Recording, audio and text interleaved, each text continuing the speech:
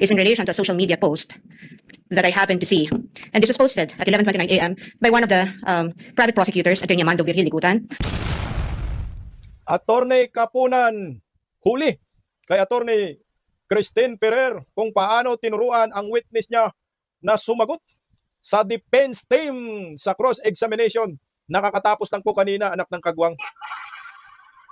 Ang oranggutan, nagkalat lang sa impeachment trial kanina, nang gulo lang ang hinayupak. Pero hindi po nagpatinag itong si Attorney Christine Ferrer. Talagang sinagupa niya at napikon ang hinayupak na Kapunan at gusto pang sagupain, suntukin itong si Attorney Sila, si Attorney Christine Ferrer. Speaking of Attorney Sila Season, binira po niya si Ligutan at uminit dahil po sa post ng hinayupak na badingding. Kaya hindi po yan pinalampas ni Chis Escudero. Mukhang paparusahan po si Ligutan ng impeachment court tungkol sa usaping gag order, patay ka diha.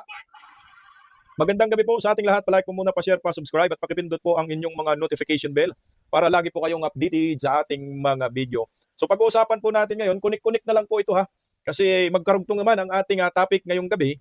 At bakit nga ba itong si Ligutan ay biglang nag-post sa kanyang social media at nasita naman ni Attorney Sheila Season at mainit po kanina yung diskusyon patungkol po dyan.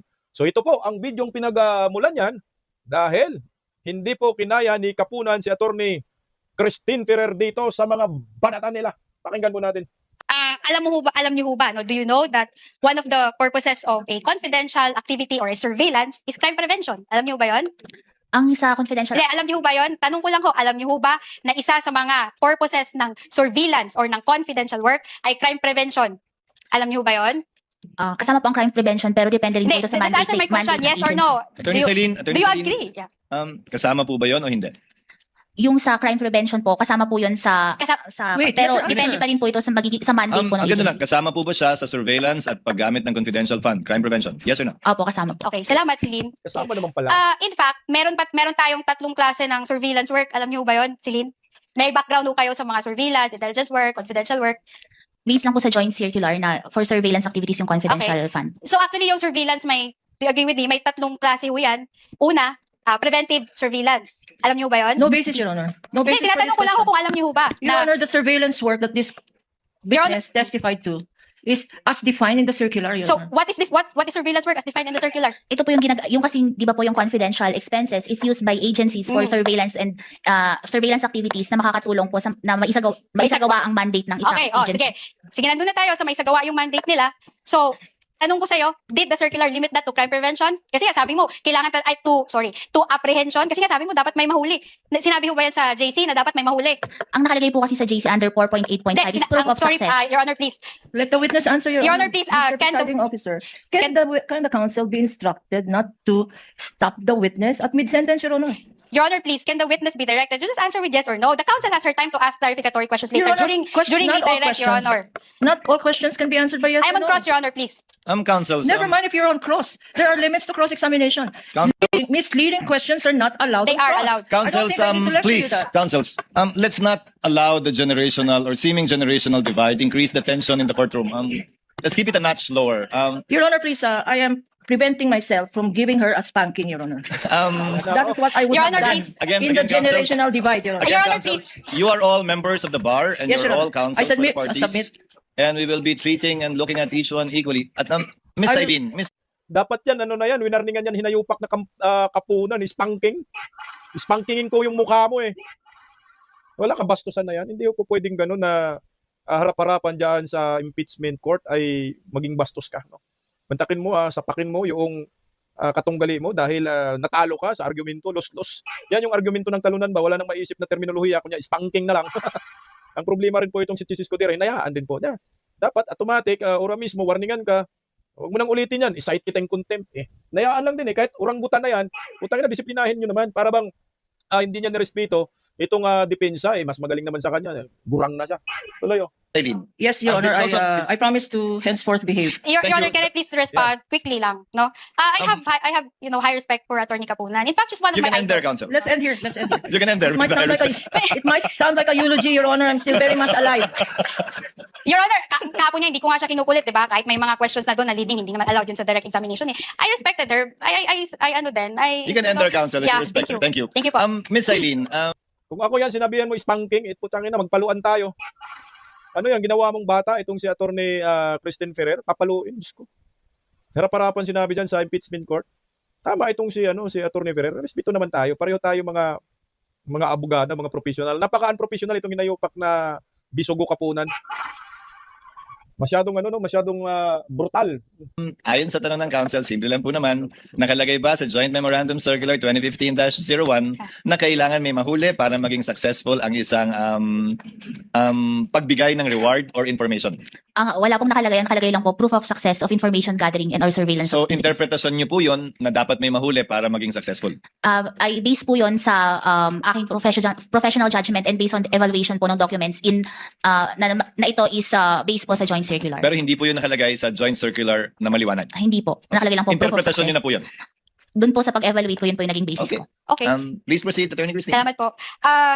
Okay, so sa tingin nyo, no, dahil gusto nyo dapat may huli, hindi part ng confidential activity yung crime prevention? Ganun ho ba? Hindi ho siya part nun? Pwede pong pakiulit. At hindi ho part yung crime prevention na walang nangyaring masama.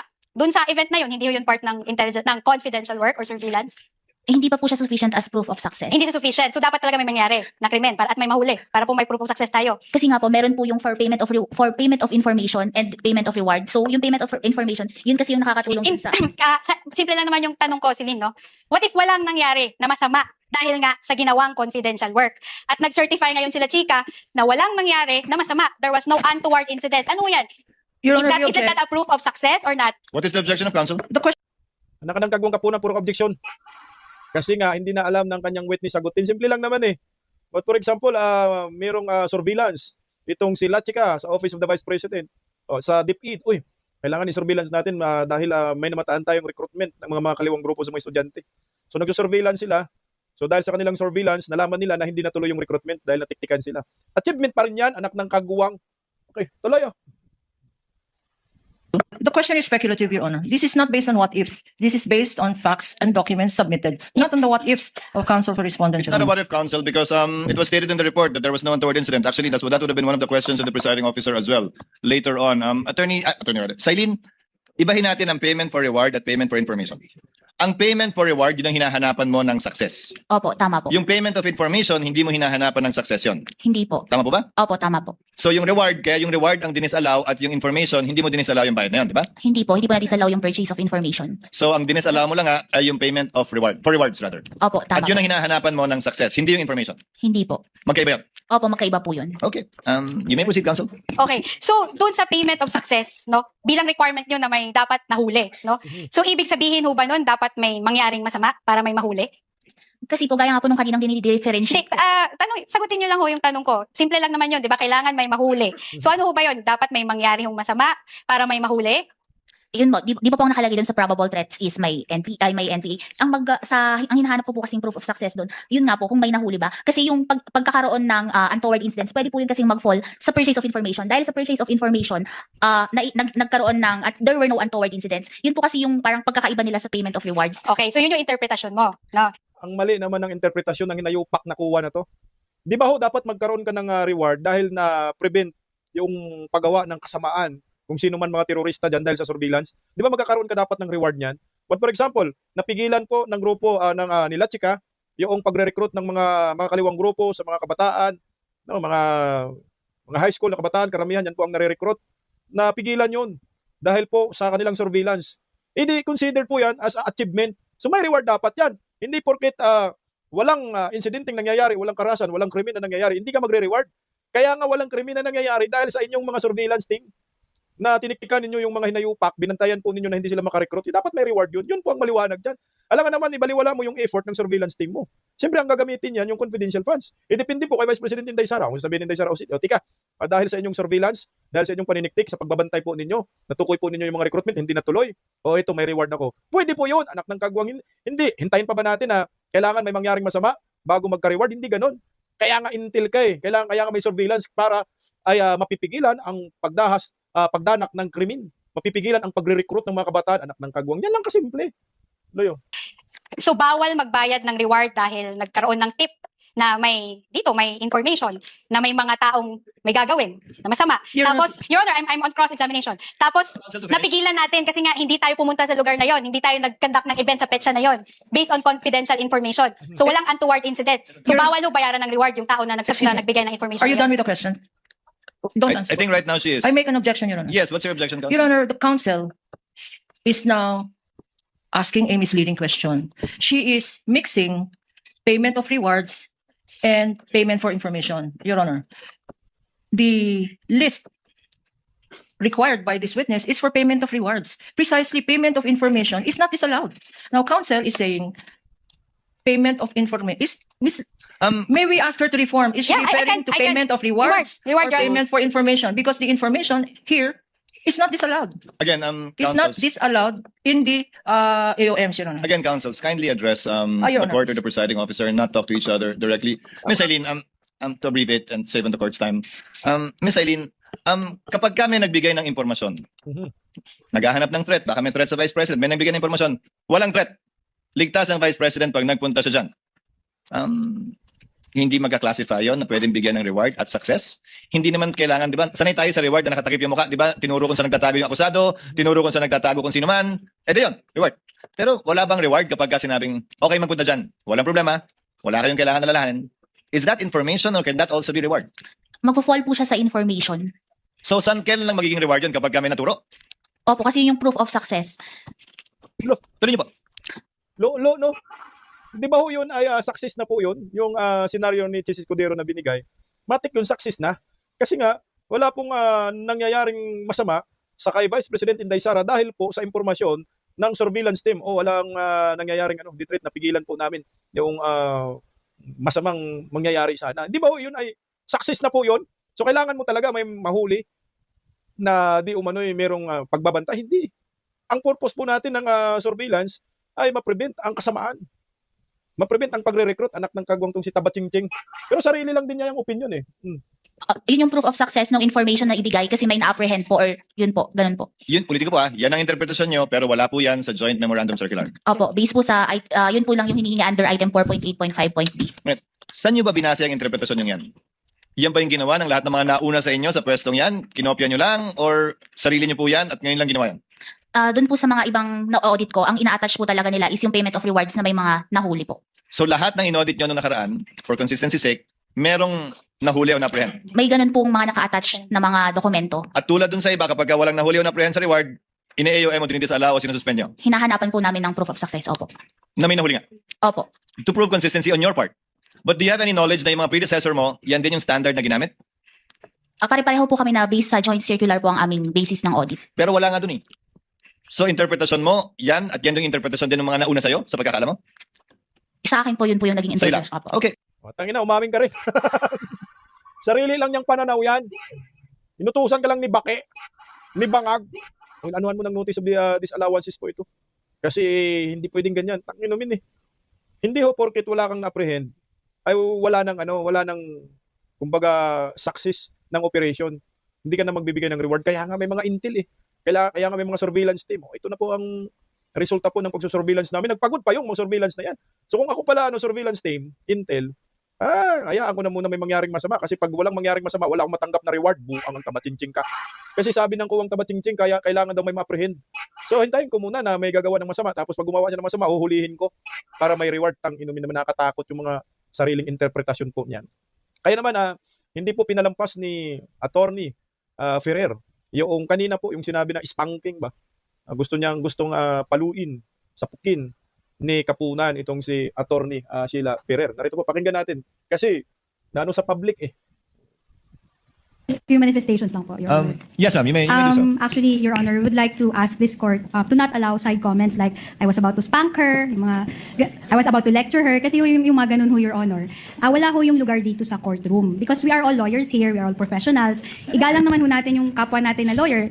Kung halimbawa, at kagaya nito, mas matanda ho sa akin si Attorney Kapunan, maybe she has more years of experience, she has 48 years, I have 15.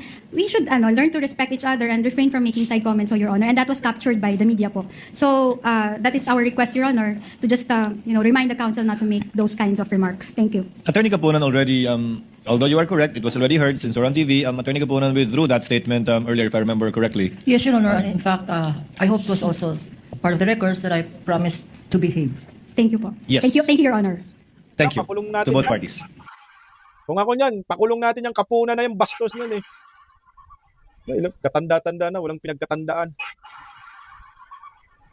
Okay, bago si Ligutan, pakinggan po muna natin kung paano po nahuli ni Attorney Sheila Ferrer itong si bastos na Kapunan dahil nagmisto lang, nagkukots po siya sa witness niya kay Tabatsingtsing. Kaya hindi po pinalampas ni Attorney Sheila Ferrer, nasita rin po yan. Okay, narito po, pakinggan natin yung ano.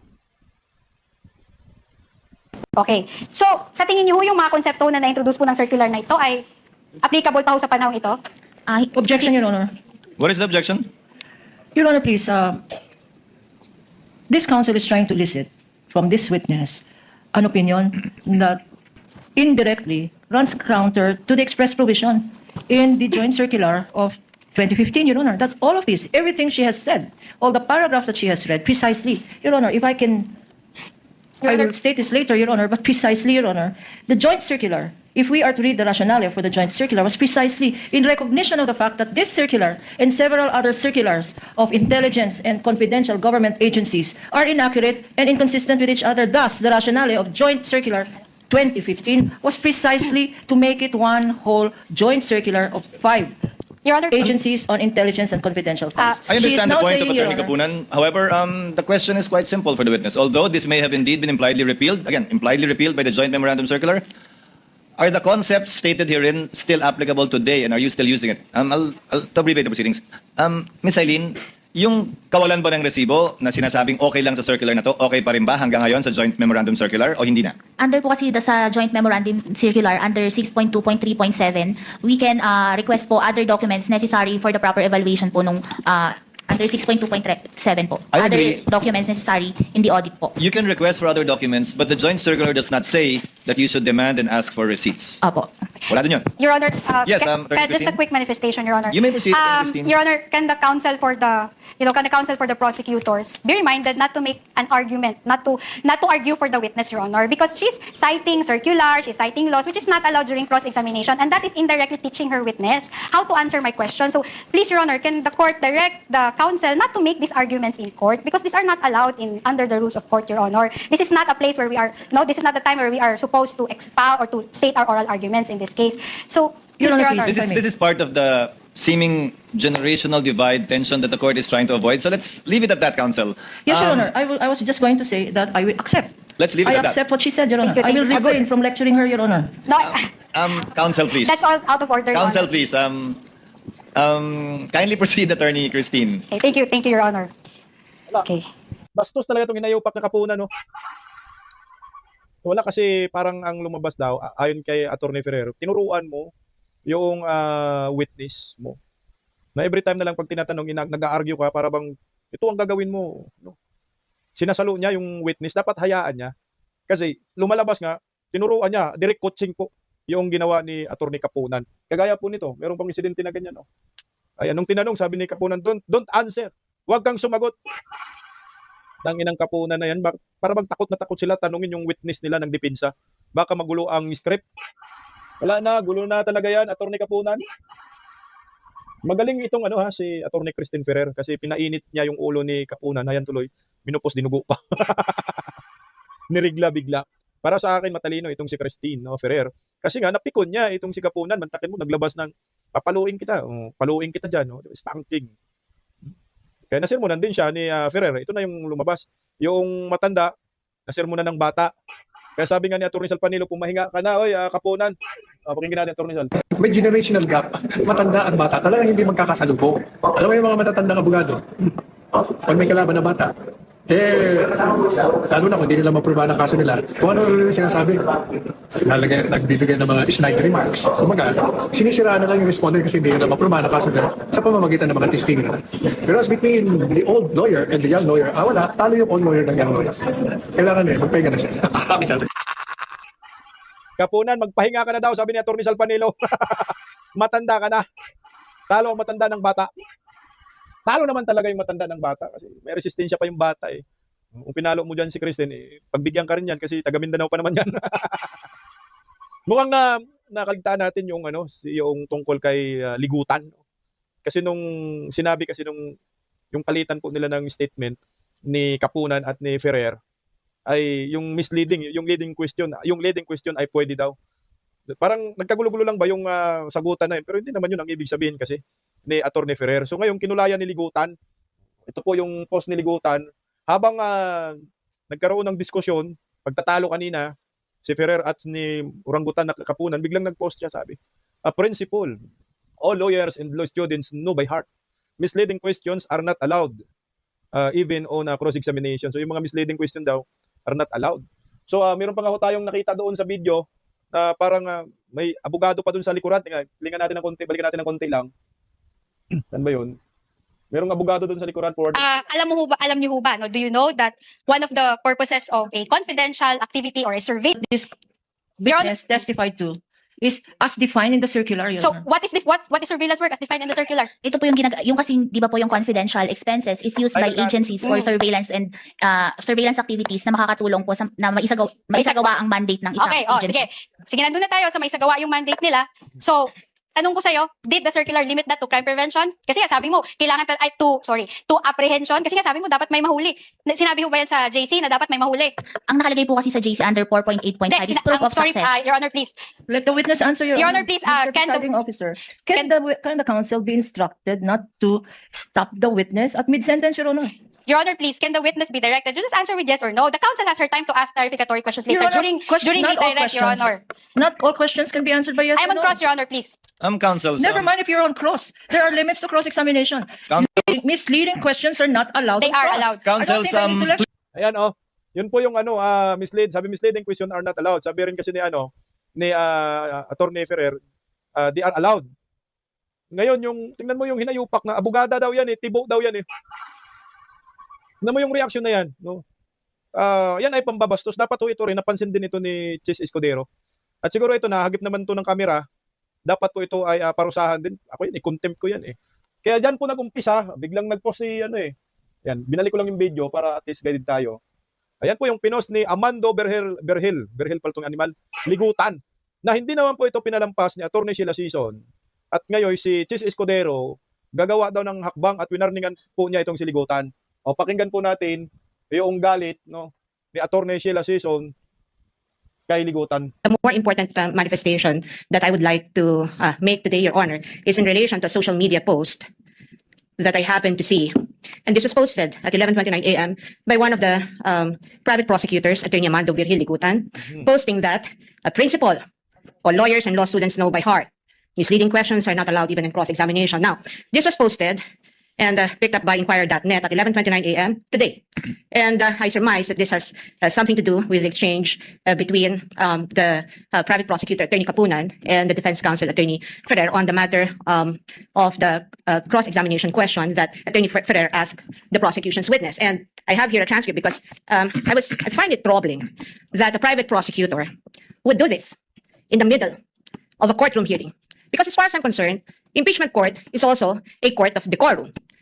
And the rules on impeachment under Rule 18 actually prohibits participants, especially lawyers, from commenting about the merits of the case. Now, one may argue that this isn't about the merits of the case, that he probably was just commenting about what ought or ought not to do in a cross-examination, but we're not naive.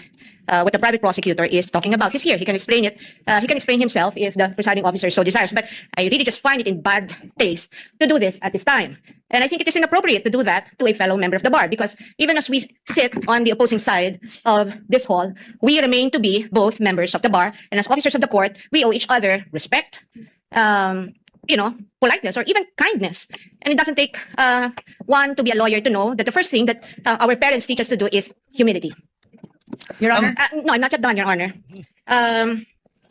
In fact, I have asked one of our lawyers to review the actual transcript from the video that transpired between the prosecutor and Attorney Ferrer, and it would seem that in the heat of the exchange or in the passionate exchange of the arguments between the prosecutor and Attorney Ferrer was not even actually referring to misleading questions as allowed.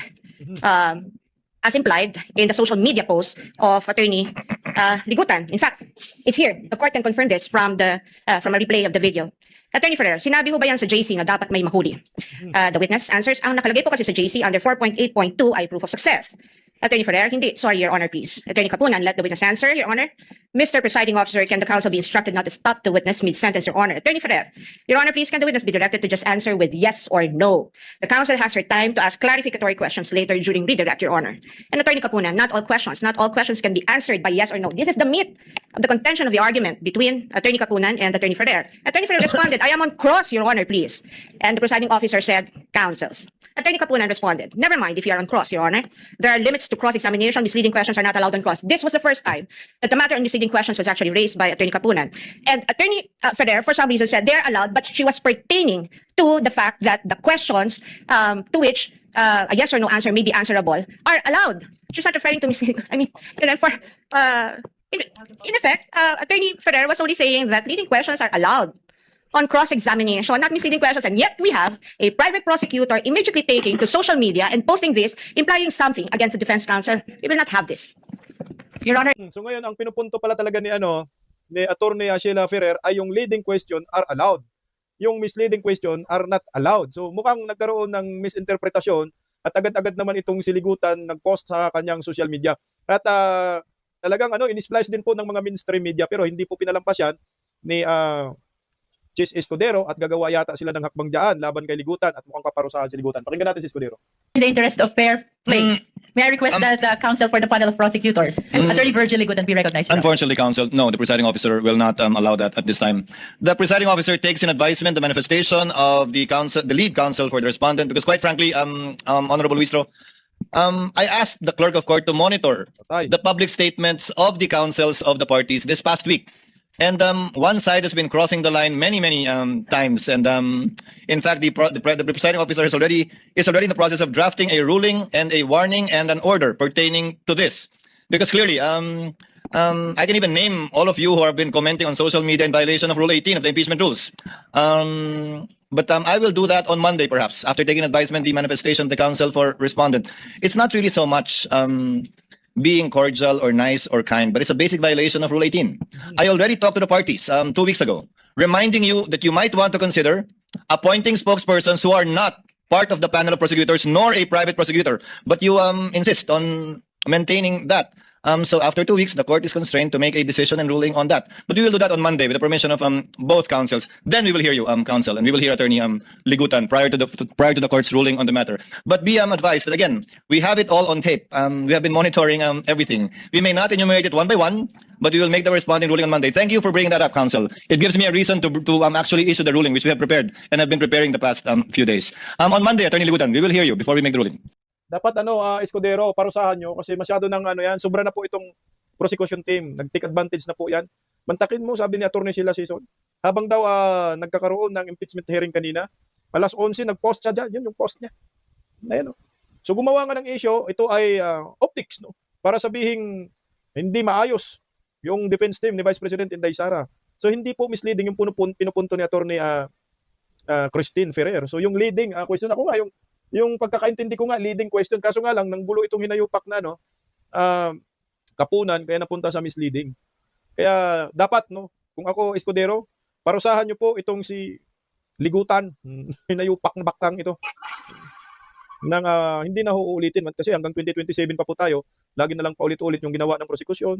Yung pag-bully tawag yan, pambubuli ni Kapunan, dito kay Attorney Christine. Pero lumalaban man itong si Attorney Christine. Kaya ang resulta, ang verdict ko po sa cross-examination ng depensa dito sa tabat-chinching na to ay panalo po tayo. Kaya napikon itong si Kapunan, gusto nang mamalo. Yawards.